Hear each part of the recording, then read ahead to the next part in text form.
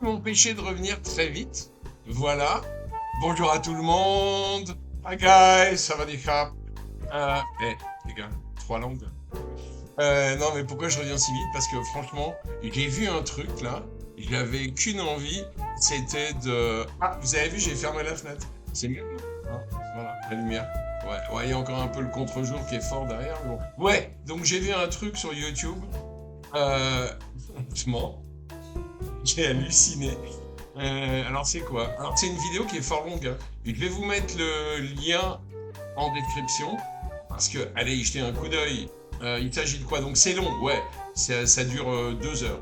C'est deux mecs qui discutent dans l'appartement le plus grand de la tour la plus chère à Bangkok. Voilà. Donc c'est évidemment deux mecs qui ont des niveaux de revenus euh, qui vont vous faire sentir très très pauvres, qui ne sont pas les miens, bien évidemment. Voilà, ils évoluent dans une sphère qui n'est pas la mienne. Et puis j'ai envie de dire qu'ils ont aussi des ambitions de vie qui ne sont pas non plus les miennes. Voilà.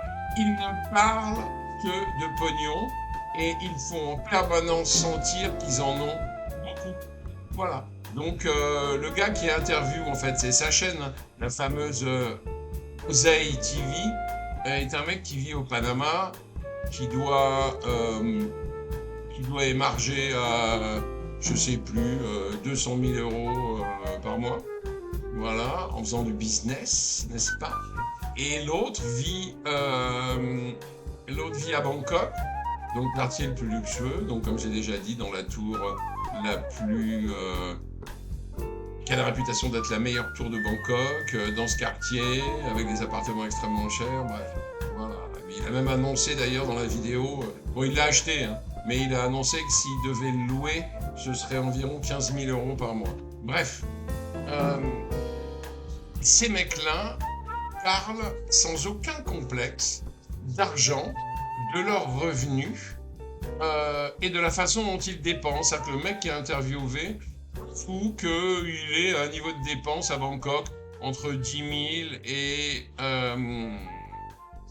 30 000 euros, je crois, par mois.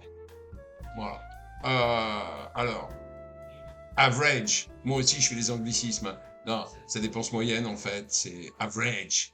C'est 20 000 balles. Voilà. Et alors justement, quoi, bon, mais franchement, alors regardez parce que euh, ça vaut le détour. Euh, C'est-à-dire que ces mecs-là, je sais pas, moi j'ai l'impression que c'est presque une insulte à la vie normale, quoi. C'est-à-dire, fermez vos gueules, nous faites pas chier avec votre pognon, mais faites pas des vidéos comme ça, quoi. Ça concerne qui? Pas vous, pas moi, enfin je sais pas, quasiment personne, quoi. Quelques milliardaires, peut-être. Bon, les milliardaires, ils ont beaucoup plus d'argent qu'eux, en fait, mais bon. Et alors, cerise sur le gâteau, le truc qui m'agace, mais alors à un point, c'est cette espèce d'utilisation que moi je juge snobinarde des anglicismes. Vous savez, ils sont toujours en mode. En fait, par exemple, ils utilisent le mot dedication en anglais. Voilà. Et ils sont en mode. Oui, alors, la dedication. Ah oui, comment est-ce qu'on dit en français? J'ai oublié. Bon, les gars, triturez-vous un peu le cerveau, hein. Dedication, ça veut dire dévouement. C'est pas si compliqué que ça. Il y a cette espèce d'attitude, encore une fois, que moi je trouve hyper snob, qui est de, voilà, de pratiquer. Et en plus, qui est de pratiquer l'anglais, pardon, mais qui en plus, je suis sûr que si on leur faisait un petit examen d'anglais, ils parlent pas si bien que ça, en fait. Mais voilà, il y a ce truc de snob qui consiste à dire Oh my god, j'ai oublié le nom en français, comment on dit déjà ce mot-là? Enfin, arrêtons 2 secondes, quoi. En plus, le mec qui est interviewé arrête pas de dire qu'il fréquente des restaurants extrêmement chers français où il rencontre des Français. Donc il parle français parce que en général, la seule manière dont on peut, parce que ça peut arriver, la seule manière dont on peut oublier un peu le français, bah, c'est si on pratique si on est obligé de pratiquer une autre langue dans sa vie courante.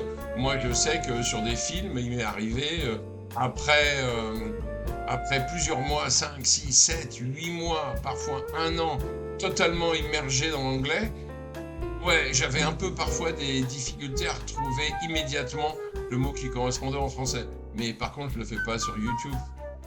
Par pitié, essayez de protéger un peu notre jolie langue.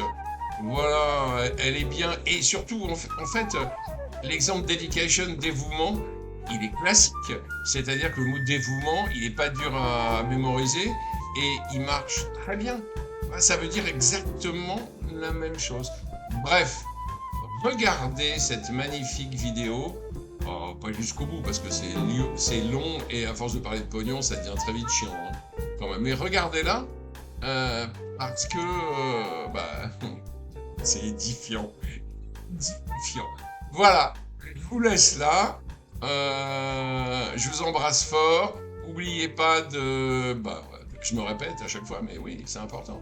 N'oubliez pas de cliquer, de liker, de tout ce que vous voulez, de vous abonner, ça serait super, et de mettre des commentaires, encore mieux. Bye bye tout le monde, faites attention à vous, et à la prochaine fois.